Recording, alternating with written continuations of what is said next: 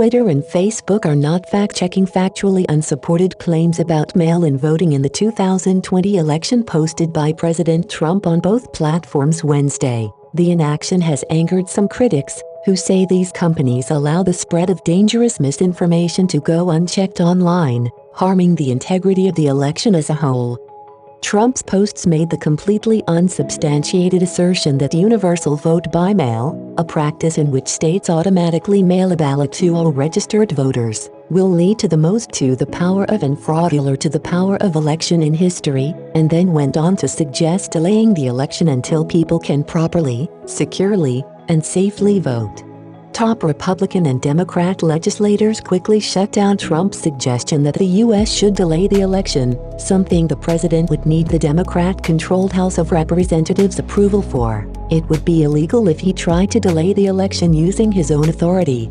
Meanwhile, as my Vox colleague Ian Millhiser has explained, there is no substantial evidence that voting by mail will lead to inaccurate or fraudulent results. In fact, Oregon has only seen about a dozen cases of fraud out of 100 million mail-in ballots in the past 2 decades. Trump has nevertheless made a habit of casting doubt on the legitimacy of mail-in voting. The president's latest comments are part of a larger pattern of him attacking the integrity of the 2020 election by making untrue statements on the matter.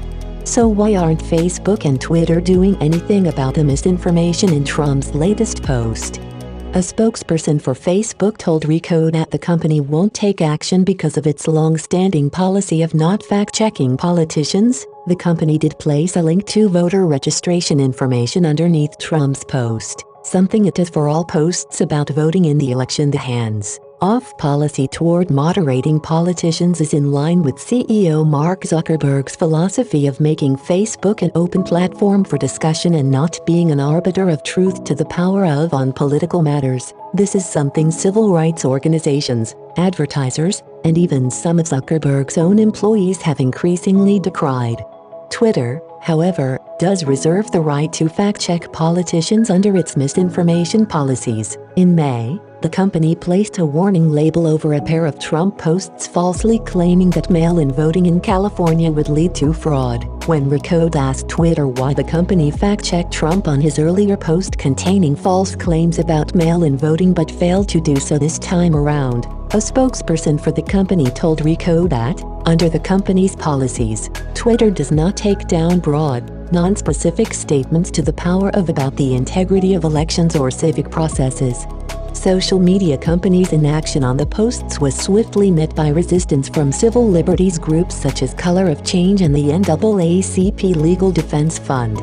Similarly, Jesse Lerich, the co-founder of the nonprofit Accountable Tech, which is pushing Facebook to tighten its rules on harmful speech, warned that by doing nothing social media companies could exacerbate the problem of misinformation online. Platforms should immediately remove, or clearly label and limit the reach of, this morning's post and implement election misinformation policies that are responsive to the threats we face, Lerich said in a statement.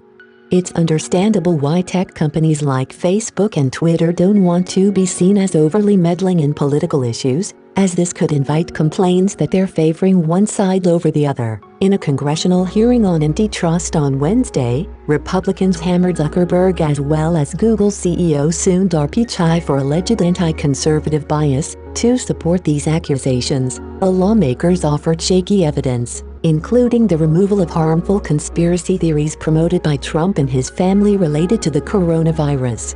Trump's recent statements also come at a time when his administration is facing accusations of hindering the United States Postal Service. While the USPS has long been struggling, particularly during the pandemic, it's faced new reports of financial strain under a new, Trump-appointed Postmaster General, Louis DeJoy. Under DeJoy's leadership, the USPS has reportedly been planning to delay mail delivery and slash post office hours to save money.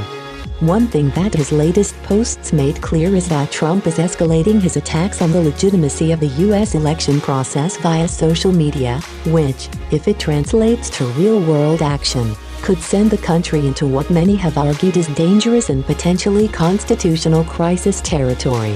The question for Facebook and Twitter is to what extent they will continue to be hands-off.